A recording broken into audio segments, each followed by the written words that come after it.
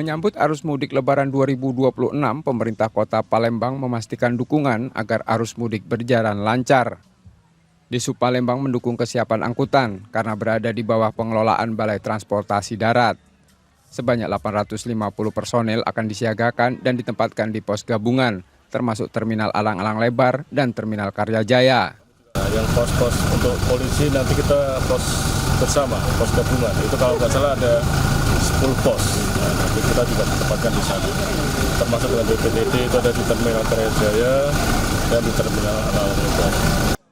Selain itu, kesiapan infrastruktur, mulai dari kondisi jalan hingga penerangan umum, menjadi perhatian Pemkot untuk mendukung kelancaran mudik. Nur Muhammad, Kompas TV, Palembang, Sumatera Selatan.